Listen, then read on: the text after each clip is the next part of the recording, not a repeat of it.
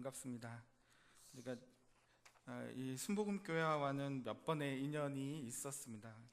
제가 선교한국에서 훈련했었던 PSP 훈련에 한 클래스에 한 110, 20명 모였을 때 그걸 한 10조로 나눠서 한 조에 또는 15조 정도로 나눠서 한 조에 한 7, 8명 조원들을 이제 맡아서도 하고 그랬었는데, 기억이 정확하게 몇 년도인지 기억이 안 나지만 2005년? 아마 그 정도쯤 됐을 거 아니야. 2003, 4년쯤이었을 것 같은데, 대고 저희 조원들이 이 교회 집사님들이었습니다. 한 명 빼고 다 이 교회 집사님들이 저희 교회에 오셔서 제 조원이 되었고, 그분들과 그 한 학기 동안 이 훈련을 했었던 것이 인연이 다 이 교회에서 있었던 감스쿨에 제 기억에 한 4번, 5번 정도 강의를 하러 왔었고, 그래서 또 재작년 여름인가 그 대성리에 있는 그 수련원이 이름이 뭐였죠? 무슨 로뎀 나무, 거기에서 그 선교여행 떠나기 전에 또 한 번 갔었고, 그래서 몇 번에 함께 했었던 기억이 나고, 그래서 저는 좀 익숙한, 이 안으로는 처음 들어왔지만 교회 언저리를 왔다 갔다 하면서 익숙한 교회에서 참 마음이 편하고, 또 여기 있는 분들을 뵈어서 참 반가운 마음입니다.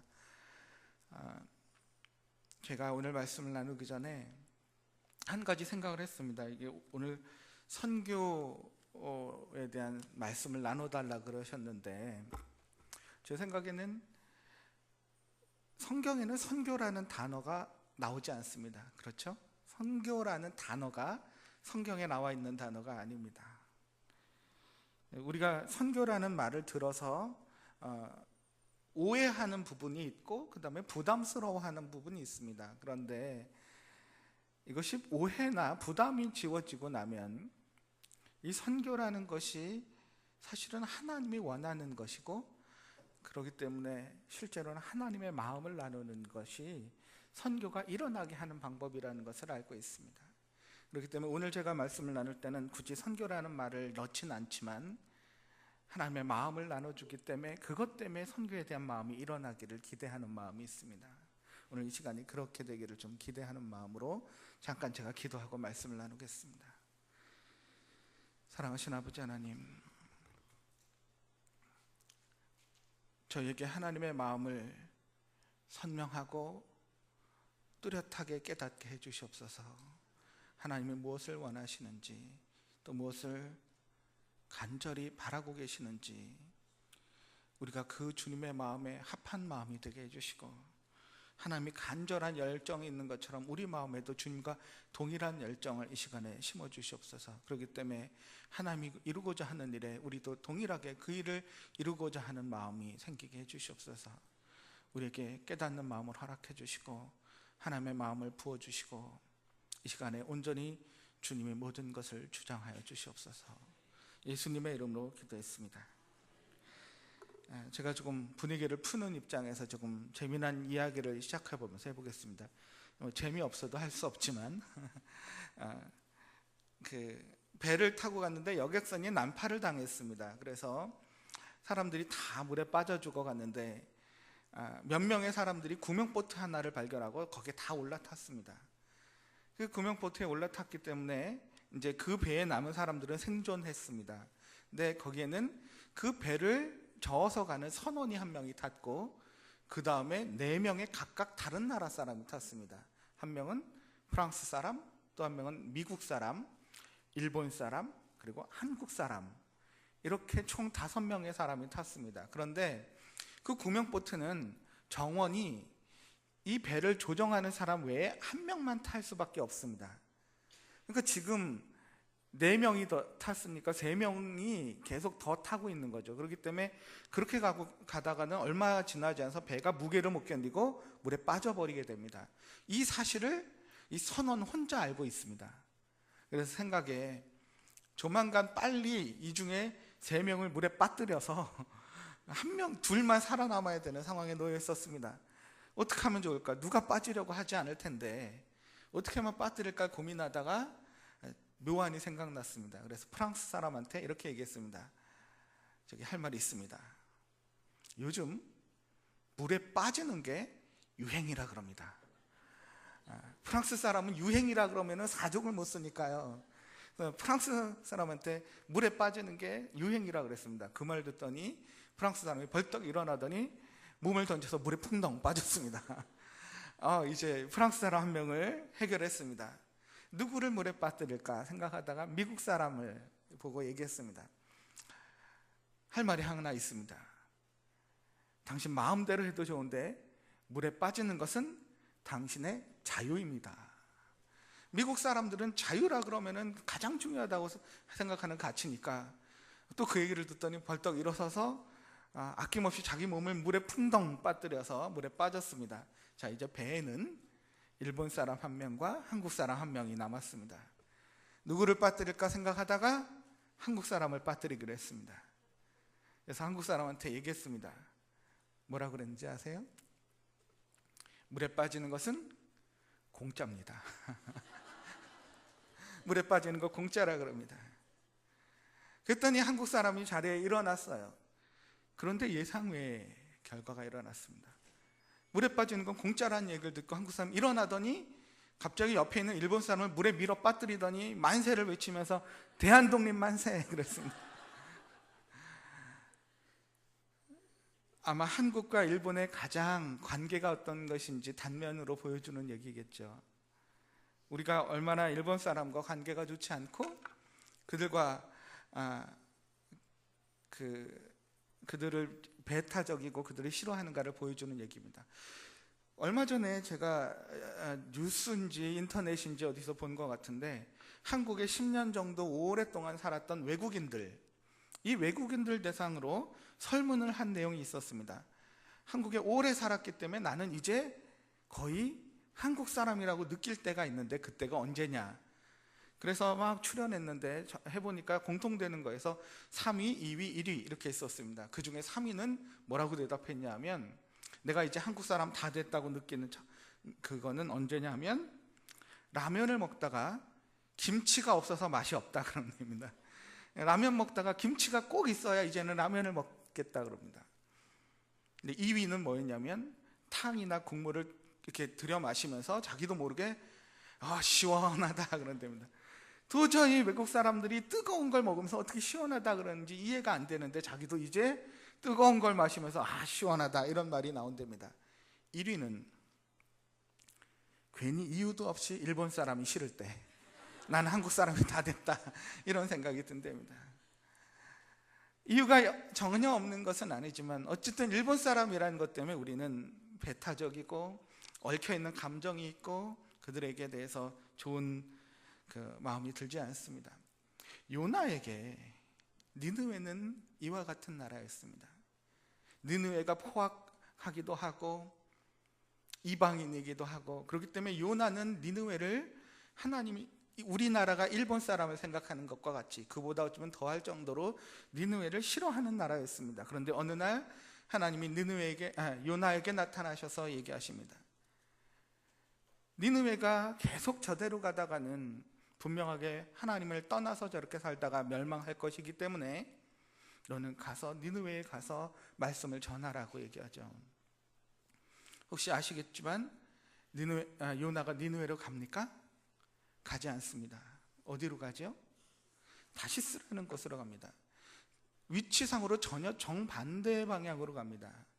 니느웨로 가면은 저쪽 내륙 쪽으로 좀 더 들어가서 저쪽으로 가야 되는데 다시스는 전혀 반대로 지중해 바다를 넘어서 가야 되는 곳이었습니다. 요나가 자기가 다시스로 갈 때 자신이 잘못하고 있는 것을 알았습니다. 요나서 1장에 보면 그는 이렇게 얘기합니다. 여호와의 얼굴을 피해서 갔다 그럽니다. 자기가 잘못한 거 알았습니다. 하나님이 원하는 거 아닌지도 알았습니다. 그런데도 본인은 저기에 갈 수가 없었습니다. 왜냐하면 저 나라가 하나님의 축복을 받는 걸 견딜 수가 없는 거죠.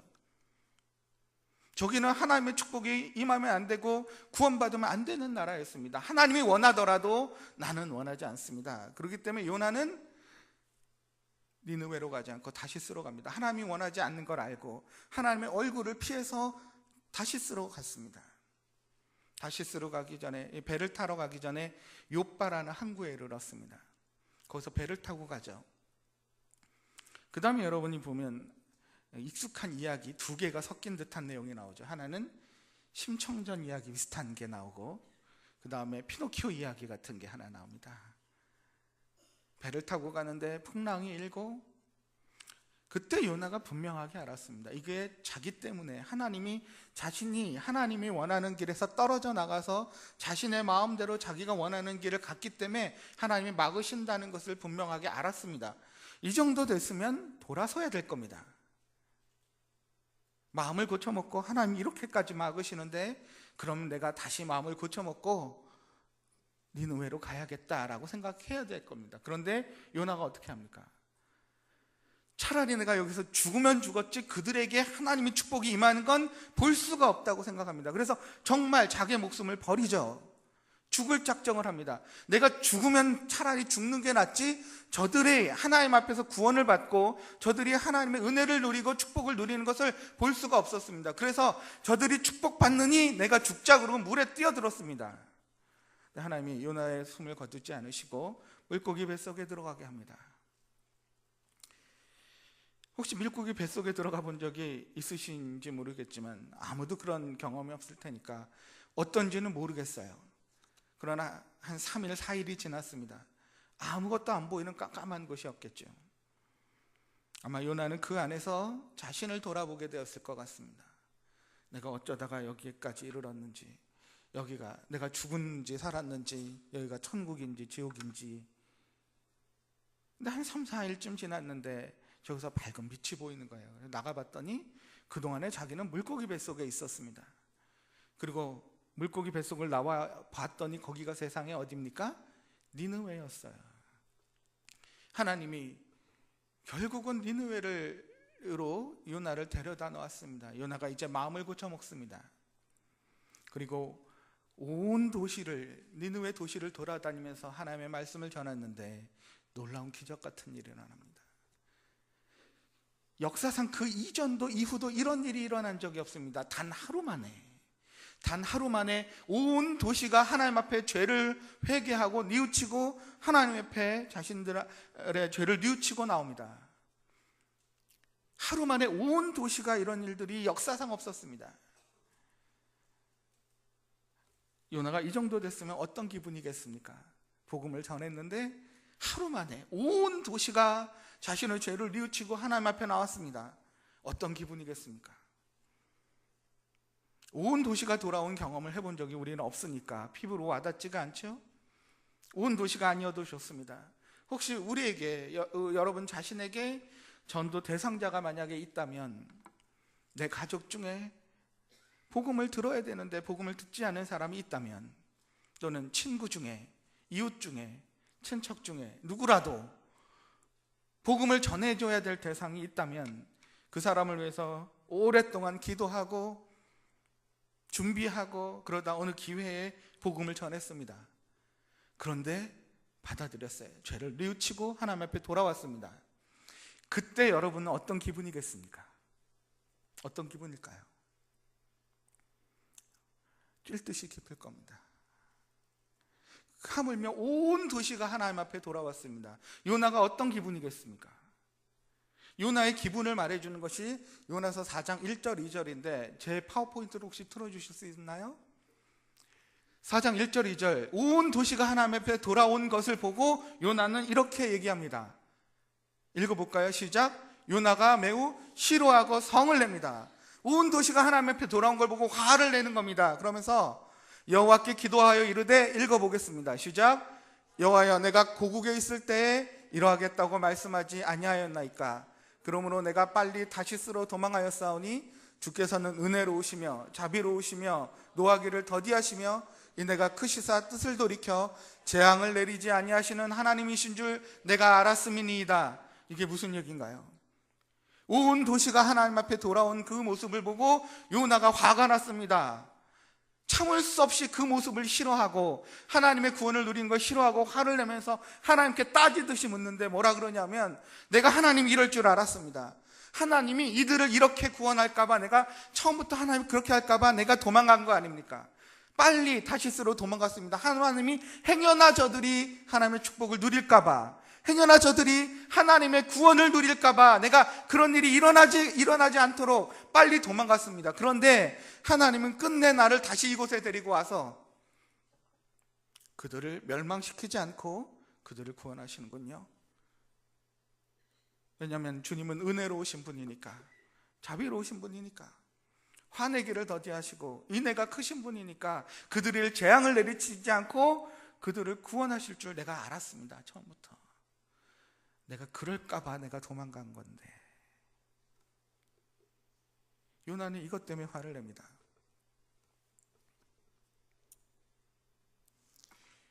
요나는 처음부터 니느웨에 가서 하나님의 말씀을 전하고 싶었던 그 마음을 가지고 한 것이 아닙니다. 요나는 하나님의 말씀을 듣고 그들이 하나님께 돌아와야 된다고 생각하지 않았습니다. 요나의 말씀을 보면, 이거 그냥 PPT 화면으로만 계속 채워주세요. 요나가 3장 4절에 도시를 다니면서 이와 같이 외쳤습니다. 요나가 그 성읍에 들어가서 하루 동안 다니며 외쳐 이르되, 읽어보겠습니다. 시작. 40일이 지나면 니느웨가 무너지리라 하였습니다. 여기에 그러니까 하나님께 돌아오란 말이 한마디도 나오지 않습니다. 요나는 한 번도 그들에게 그러니까 너희가 회개하고 돌아오라고 얘기하지 않았습니다. 그는 너네는 멸망당할 거다라고 얘기한 거예요. 이것이 요나가 바라던 거였습니다. 사실은 너희는 계획대로, 정해진 대로 40일 뒤엔 다 무너질 거다라는 것이 요나가 외쳤던 얘기입니다. 요나가 바랐던 것, 요나가 거기서 외쳤던 것은 너네는 다 멸망될 거다라는 얘기였지 돌아오라는 얘기를 한 게 아닙니다. 이것이 요나의 마음이었습니다.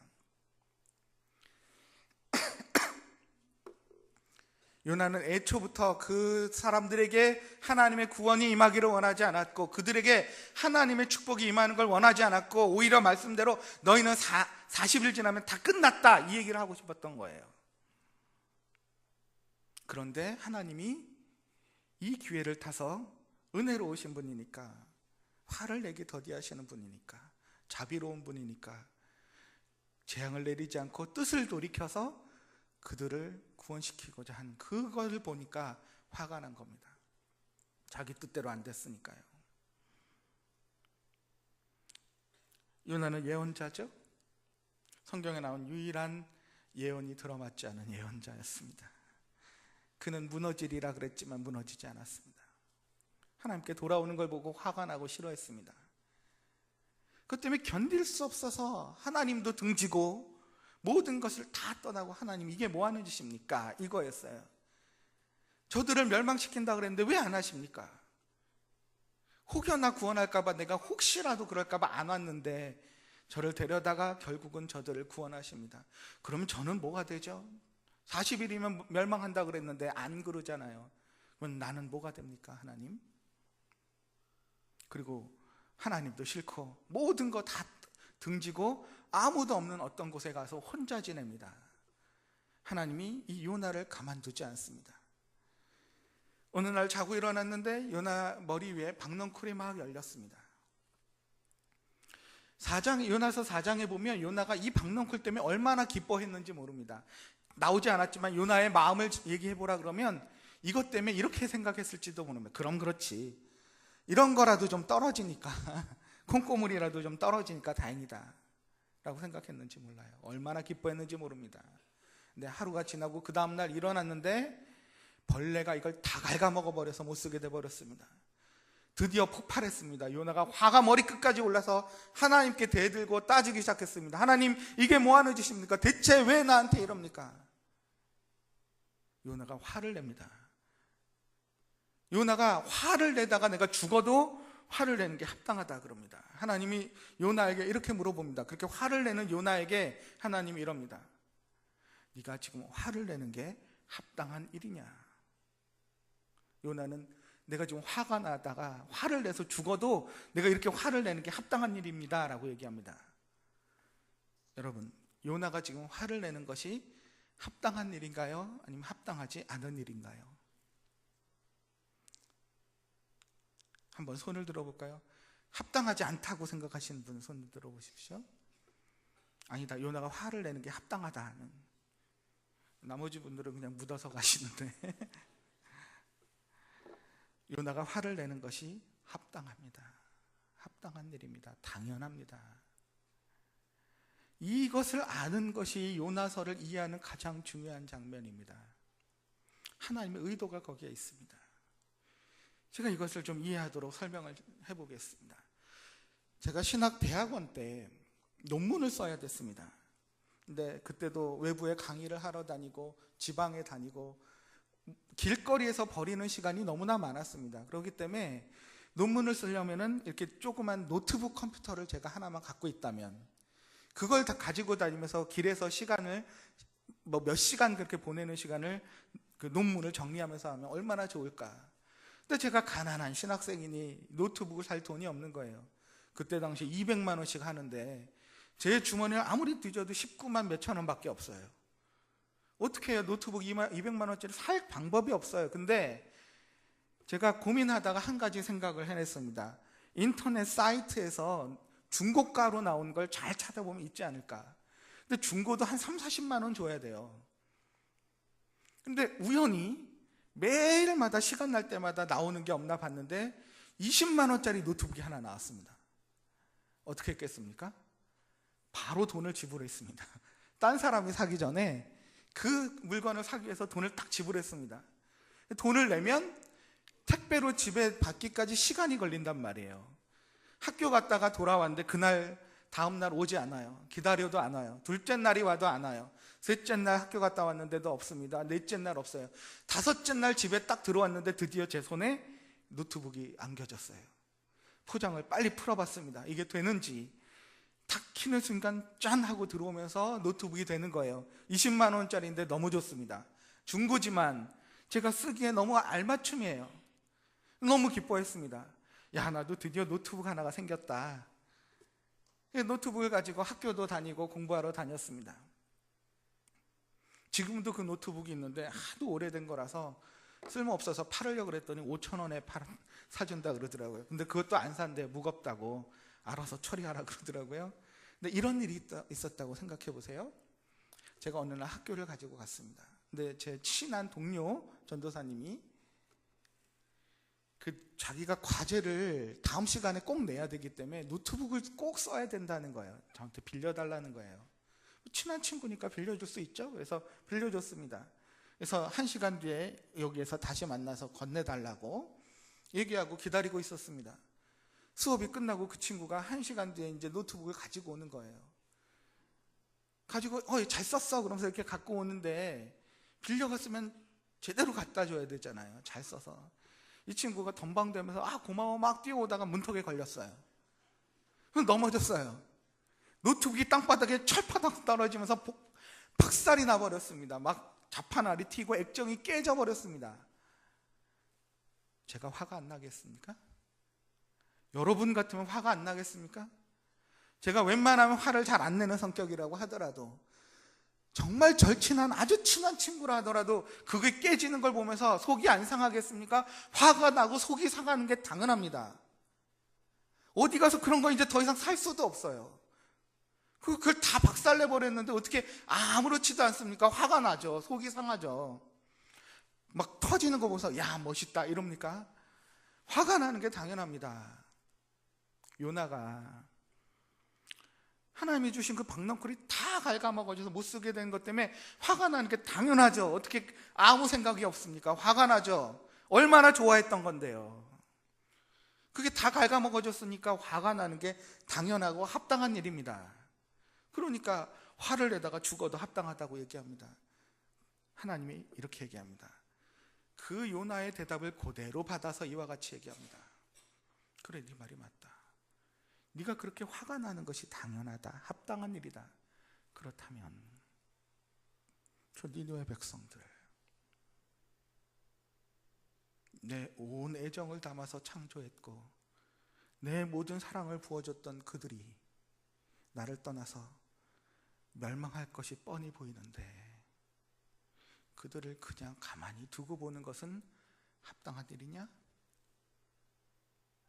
넌 네가 심은 것도 아니다. 네가 자라게 한 것도 아니고 네가 키운 것도 아니다. 그러나 네 거가 그렇게 망가진 것 때문에 속이 상하는 게 당연한데, 화가 나는 게 당연한데, 내 모든 애정과 내 모든 사랑으로 창조하고 내가 창조해내서 함께했던 그들이 나를 떠나서 멸망으로 가는 걸 어떻게 내가 두고 보겠냐? 그것이 합당하냐? 이 질문으로 요나서가 끝이 납니다. 하나님은 그 니느웨를 포기할 수 없었습니다. 요나가 하나님의 말씀을 듣지 않고 그들이 구원받는 것, 그들이 하나님의 축복을 누리는 걸 원하지 않았다 하더라도 하나님은 그 니느웨를 포기할 수 없습니다. 어떻게 그럴 수 있습니까? 하나님 그들을 포기할 수 없습니다. 그것이 하나님께 합당하지 않습니다. 요나에게 그것을 가르쳐 준 겁니다. 하나님은 그들을 포기할 수 없다는 이 말씀은 사실은 니느웨만을 향해서 한 얘기가 아닙니다.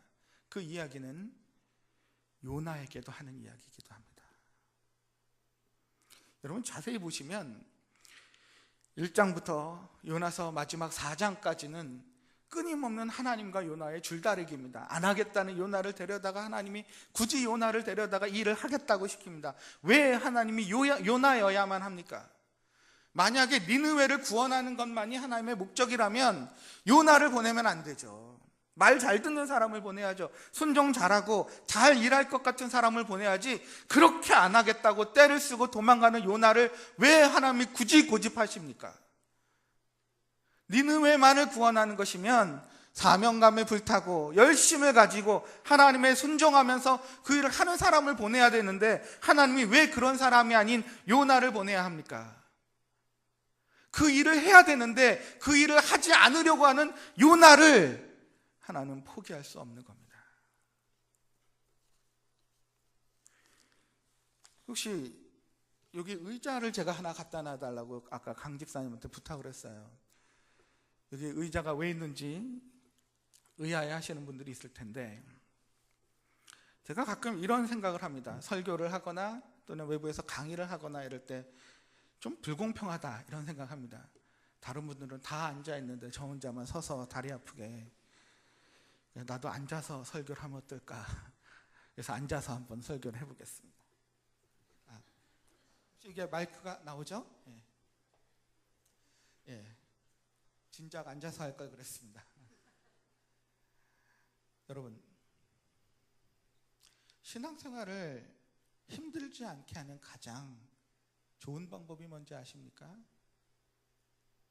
하나님이 원하는 자리에 앉아 있는 겁니다. 하나님이 부르시고 하나님이 내가 있기를 원하는 그 자리에 있는 것이 가장 힘들지 않게 신앙생활을 하는 방법입니다. 여기 앉았어요. 근데 내 생각과 달라요. 나랑 좀 생각이 다르고 내가 좋지도 않고 편하지도 않습니다. 내 생각하는 의자 자리와 달라요. 그래서 여기를 떠나갑니다. 내가 원하는 곳으로 가요. 그래서 내 마음대로 하고 내가 원하는 건 내가 바라는 대로 살아갑니다. 제가 신학생 때 교회와 제 집이 1시간 넘은 거리에 있었습니다. 버스를 타고 다녀야 되는데 처음 버스를 앉을 자리를 놓치면 끝날 때까지 버스에서 앉을 길이 없습니다. 누군가가 내리지 않는 이상 1시간 넘게 서서 가는 게 얼마나 고통스러운지 모릅니다. 처음에 자리를 못하면 계속 사람들이 들어오기 때문에 더 이상 그 자리에 앉을 가망성이 없습니다.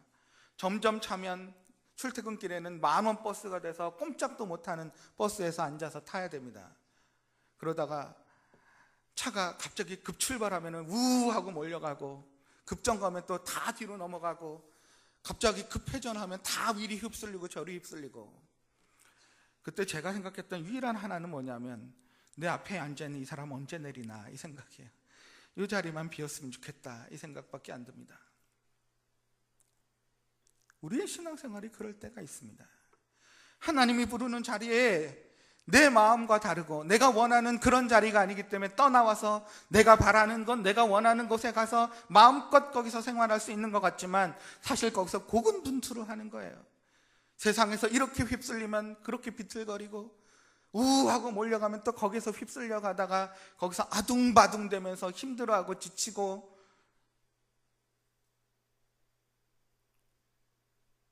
가장 좋은 방법은 하나님이 원하는 그 자리에 앉아 있어야 되는 거예요. 하나님이 요나를 불렀습니다. 저 자리에 앉혔습니다. 그래서 이 자리에 앉혀서 요나로 하여금 하나님의 일을 하기 원하셨습니다. 근데 요나가 마음에 안 들어서 떠나가요. 하나님이 그 요나를 다시 데려다가 이 자리에 앉힙니다. 또 떠나가요. 물고기 뱃속에다 담아서 다시 이 자리에 앉힙니다. 그래서 이 자리에서 드디어 요나를 통해서 기가 막히는 일을 이루었습니다. 하루 만에 온 도시가 하나님 앞에 돌아오는 그런 놀라운 역사가 일어났습니다. 근데 요나는 그게 또 마음에 안 들어요. 그러면 안 된다고 생각했어요. 또 뛰쳐나가요. 그런 요나를 하나님이 다시 데려다가 여기 앉혀놓고 박넝쿨을 심어줍니다. 다 갉아먹게 하고 너 그것 때문에 속이 그렇게 상하지, 너 그렇게 화가 나지, 그럼 내 마음은 어떻겠냐, 너 그것 때문에 그렇게 화가 나고 속이 상하는데 내 마음은 지금 어떨 건지 한번 생각해봐라.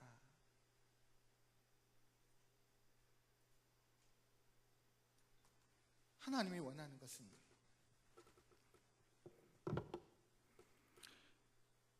이 니느웨를 포기하는 것뿐만 아니라 이 자리에서 하나님의 일을 해야 할 그들이 그 일을 하지 못하는, 그렇기 때문에 그들도 포기할 수 없습니다. 하나님은 이 일을 해야 될 요나도 포기할 수 없습니다. 그것이 하나님께 합당한 일이 아닙니다.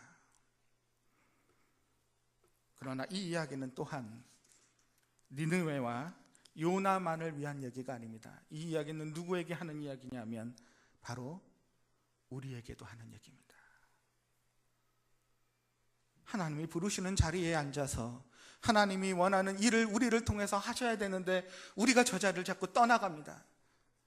하나님이 원하는 자리가 아니라 내가 원하는 곳에 가서 거기서 아둥바둥하면서 이리 비틀 저리 비틀 흔들리면서 살아가는 우리를 하나님은 더 이상 두고 볼 수 없습니다. 포기할 수 없습니다. 그것이 하나님께 합당한 일이 아닙니다. 우리도 포기할 수 없습니다. 예전에 미국의 한 목사님이 이런 얘기를 하는 걸 들었습니다. 자동차를 타고 가다가 갑자기 고속도로를 달리는데 뭔가 휙 지나갔어요. 그래서 급정거를 했습니다. 깜짝 놀라서 뭐가 지나갔나 해서 봤더니 저쪽 길 건너편에 고양이 한 마리가 저쪽으로 뛰어 들어간 거였습니다. 안도의 한숨을 쉬고 다행이다, 사람이 아니었구나. 그리고 가려는데 두 딸이 뒤에 타고 옆에 아내가 탔는데 딸들이 아우성을 치는 겁니다. 저 고양이가 너무 예쁜데 우리가 데려다가 키우면 안 되냐는 겁니다.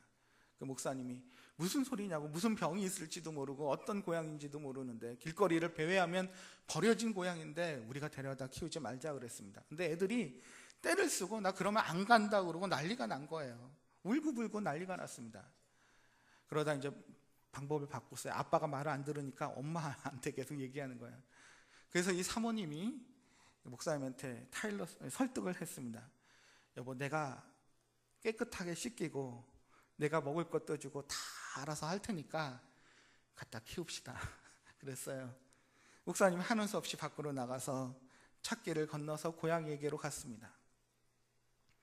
근데 가까이 가니까 고양이가 자신을 사납게 쳐다보고 있었습니다. 근데 사실 자세히 보니까 사납게 쳐다보는 게 아니라 무서워서 그런 것 같습니다. 공포심에 누군가 자기를 해할까봐. 그도 그럴 것이 얼마나 많은 차들이 다니는 곳에서 이리 치릴지 저리 치릴지 모르는 가운데서 그렇게 위험한 가운데서 있었겠습니까? 그러니까 두렵죠.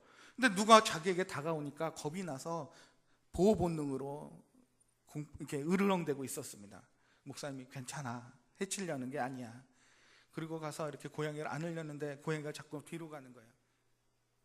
고양이를 딱 손으로 잡았는데 그 순간 고양이가 날카로운 손톱으로 목사님의 손등을 쫙 핥혔습니다. 상처가 났어요. 이 목사님이 상처가 났지만 어쩔 수 없이 고양이를 다시 안는데 또 고양이가 바둥거리면서 자꾸 이렇게 하니까 상처가 난 거야. 가슴에 안겼는데 계속 발버둥을 치니까 그 고양이를 안고 차에 태우고 집에 도착했습니다. 사모님은 약속대로 고양이를 따뜻한 물에 씻겨주었습니다. 데리고 나와서 포근한 수건으로 깨끗하게 감싸주고, 그러는 동안에 아이들은 이 고양이가 잘 집을 만들었습니다. 깨끗한 타월로 겹겹이 해서 고양이가 편하게 잘 수 있는 집을 마련해주고, 분명히 배고팠을 것 같으니까 따뜻하게 우유를 데워주었습니다. 고양이가 선뜻 먹지 않았습니다. 두려워하는 마음에. 그러다가 워낙 배가 고프니까 혀로 할짝 한번 하더니 아무 이상이 없거든요. 근데 마구마구 먹어서 금방 그 우유를 한 접시를 다 비웠습니다. 다 비웠더니 피곤하니까 그 잠자리에서 잠이 들었습니다. 그 다음 날이 되고 그 다음 날이 되고 가족의 보살핌과 사랑을 받으면서 이 고양이는 점점 달라져 가기 시작했습니다. 다만 가족들을 다 따라가는데 유독 목사님만 이렇게 마음을 주지 않더래요. 근데 어느 날 목사님이 자기도 먹던 음식을 고양이한테 주었답니다. 고양이가 받아 먹었대요. 그러면서 고양이도 이 목사님을 좋아하는 느낌이 들었답니다. 느낌이었는지 모르겠습니다. 그런데 어느 날 퇴근하고 집에 딱 들어왔는데 아무도 없는 집에, 깜깜한 집에 불을 딱 켰는데 딱 켜는 순간 뭔가 자기 이 넓적다리 뒤에 뭔가 탁 와서 달라붙더래요. 뭔가 봤더니 그 고양이였어요. 고양이가 여기 탁 달라와서 딱 붙더니 그렇게 세상에 행복하고 아름다운 얼굴을 하면서 목사님을 쳐다보고 있더래요.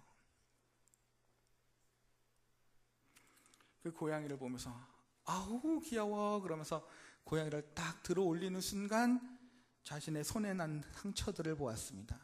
그때 이 목사님이 깨달았습니다.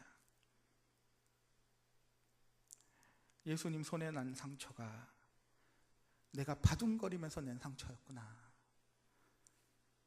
우리를 구원하시려고 하나님이 우리를 건지실 때마다 우리가 그 자리에 있지 않겠다고 바둥거리고 떼를 쓰고 그러면서 낸 상처들이구나. 그럼에도 불구하고 하나님은 우리를 포기할 수 없습니다. 그것이 하나님께 합당하지 않습니다. 하나님은 자신을 떠나서 멸망의 길로 갈 것을 뻔히 보이는 그런 사람들을 포기할 수 없습니다. 또한 그들에게 가서 복음을 전해서 그 일을, 하나님의 일을 이루어야 되는 그 일을 해야 될 사람을, 그들이 그 자리를 떠나서 그곳에서 헤매고 바둥거리고 어렵게 사는 그것을 하나님은 그들을 포기할 수 없습니다. 하나님은 니느웨를 포기할 수 없습니다. 하나님은 요나도 포기할 수 없습니다. 하나님은 우리도 포기할 수 없습니다. 절대 포기 못합니다. 그것이 하나님께 합당한 일이 아닙니다. 아직도 이 세상에는 우리가 알지 못하는, 그러나 하나님은 포기할 수 없는 수많은 나라들이 있고 족속들이 있습니다. 아마 선교여행팀은 그런 나라들 중에 한 나라들을 다녀왔을 겁니다. 저도 여러분에게 한 나라를 좀 소개하고 싶습니다. 그 나라는 아직도 복음이 들어가지 않았습니다. 복음을 누가 가서 전해주지 않으면 복음을 들을 기회가 전혀 없는 나라입니다. 여러 가지로 문제를 많이 안고 있는 나라입니다. 외부적으로 아직도 전쟁 가운데 있습니다. 전쟁이 수없이 여러 번의 전쟁을 겪으면서 외부적으로 그것 때문에 수많은 정치적인 어려움을 겪고 있는 나라입니다. 내부적으로 사회적으로 안정되지 못하고 불균등한 신분 차별이 있고 남녀 차별이 있고 부패하고 빈익빈부익부가 극에 다르고 그런 사회적인 끊임없는 문제를 가지고 있는 나라입니다. 영적으로는 이런 외부적인 문제, 내부적인 문제, 이 모든 문제를 해결하기 위해서 그들은 미신을 믿습니다. 우상을 섬깁니다. 그들의 문제를 해결하기 위해서 주님을 찾을 수가 없습니다. 알지 못하기 때문에. 그 나라는 지금부터 130년 전에 한국이 그랬습니다. 이때는 아무도 복음을 아는 사람이 없었습니다. 누군가가 복음을 가지고 있는 사람이 우리를 발견했고 우리에게 와서 복음을 전해 주었기 때문에 지금 저와 여러분이 여기 이렇게 있을 수 있는 겁니다. 그때 아무도 우리를 발견해 주지 않고 우리에게 다가와 주지 않고 복음을 들고 와서 전해 주지 않았다면 지금 저와 여러분은 이런 삶을 누릴 수가 없습니다. 주님을 섬길 수도 없습니다. 이 축복을 누릴 수도 없는 여전히 그런 어둠 속에서 살아가는 존재로 살아야만 됐습니다. 제가 그리스도인이 되기 전에 삶을 죽어도 돌아가기 싫을 텐데 여전히 그렇게 살았을 겁니다. 끔찍한 삶을 살았을 겁니다. 그들이 아니었다면. 누군가가 우리를 포기하지 않고 우리에게 와주었기 때문에, 그리고 하나님은 우리나라를 포기하지 않았기 때문에, 그 일을 해야 될 사람들을 포기하지 않았기 때문에 130년 전에 복음이 이 땅에 들어왔고 그로부터 오늘날 저희가 있는 겁니다. 그때 선교사님들에 대한 수많은 얘기들을 들어보면 안타까운 일이 너무 많습니다. 어렵고 힘든 일들이 너무 많았기 때문에요. 환경적으로도 어렵기 때문에 제가 통계를 정확하게는 모르지만 거의 한국에 들어온 선교사님들이 5년 안에 50%는 5년 안에 목숨을 잃었습니다. 그리고 목숨을 잃었던 이유 중에 상당수는 쥐가 옮긴 전염병 때문에 죽었습니다. 본국에서는 상상도 못할 만한 일들 때문에 이 땅에서 목숨을 잃었습니다. 그러나 그들이 포기하지 않았기 때문에 하나님이 우리를 포기하지 않고 그 일을 해야 될 사람들을 포기하지 않았기 때문에 지금 저와 여러분이 있는 것입니다. 그때 왔던 최초의 선교사님 중에 한 분인 언더우드 선교사님은 그의 마음을 담아서 이런 기도문을 씁니다. 여러분에게 이 기도문을 소개하면서 말씀을 마치고자 합니다. 오 주여, 지금은 아무것도 보이지 않습니다. 보이는 것은 고집스레 얼룩진 어둠뿐입니다. 어둠과 가난과 인습에 묶여있는 조선 사람뿐입니다. 조선의 마음이 보이지 않습니다. 그리고 저희가 해야 할 일이 보이지 않습니다. 그러나 주님, 순종하겠습니다. 겸손하게 순종할 때 주께서 일을 시작하시고 그 하시는 일을 우리들의 영적인 눈이 볼 수 있는 날이 있을 줄 믿나이다. 지금은 우리가 황무지 위에 맨손으로 서 있는 것 같사오나, 지금은 우리가 서양 귀신 양귀자라고 손가락질 받고 있사오나,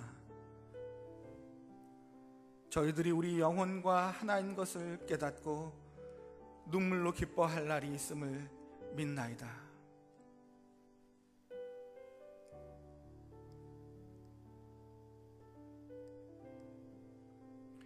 지금은 예배드릴 예배당도 없고 학교도 없고 저 경계와 의심과 멸시와 천대함이 가득한 곳이지만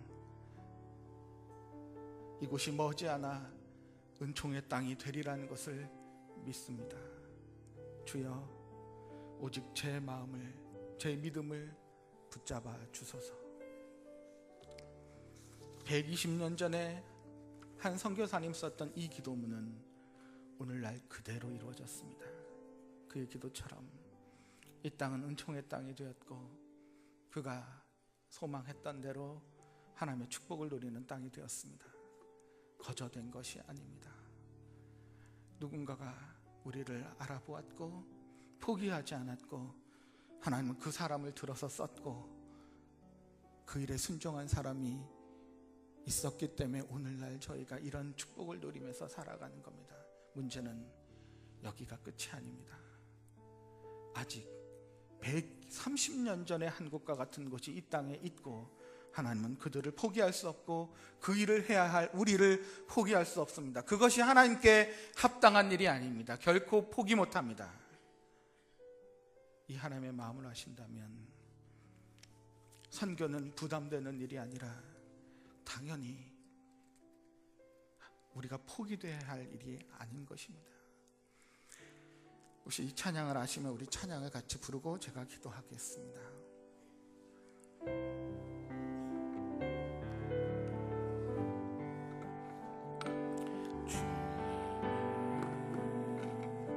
주신 땅으로 한 걸음씩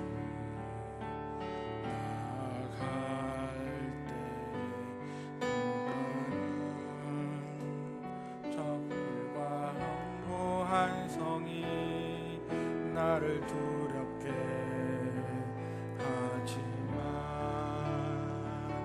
주님을 신뢰함으로 주님을 의지함으로 주님이 주시는 담대함으로 큰 소리 외치며 나아가네. 이 산지를 내게 주소서. 그날에 주께서 말씀하신 이제 내가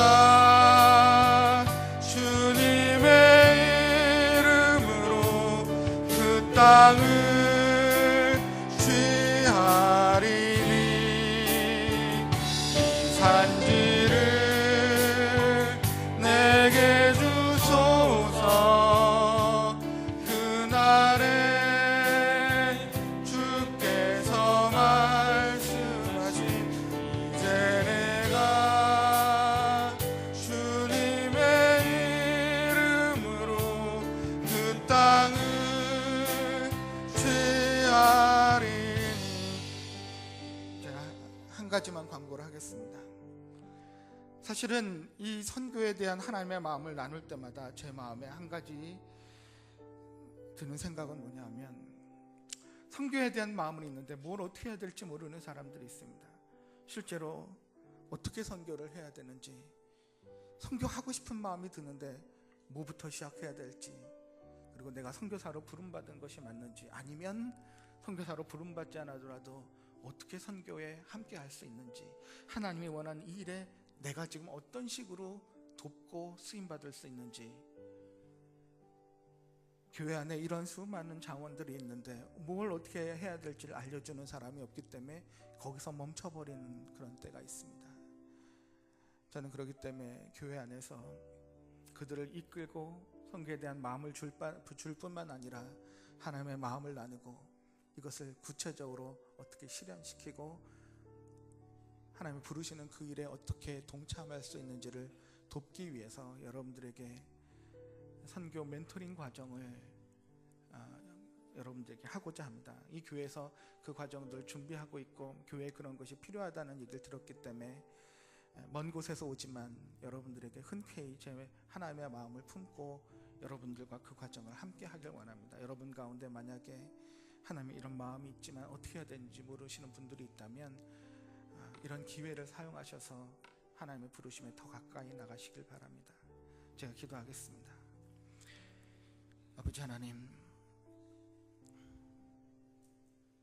우리가 늘 그 자리에서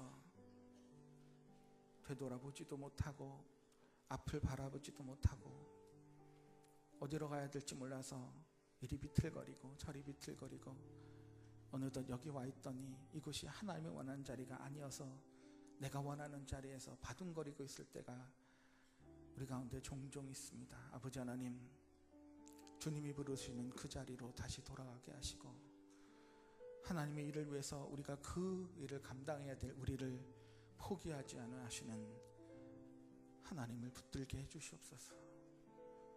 그런 일들 때문에 하나님이 놀라운 역사를 이루셨고 그런 일 때문에 오늘날 우리가 있고 우리가 누리는 축복은 그 대가인 줄 압니다. 하나님, 우리에게도 이런 일들이 일어나게 해주시고 아직까지 하나님의 복음이 일어나지 않고 하나님의 축복을 누리지 못하는 그런 땅에도 우리가 동일하게 이 축복을 누리는 그런 일들을 일어나기 위해서 저희들을 사용하여 주시옵소서.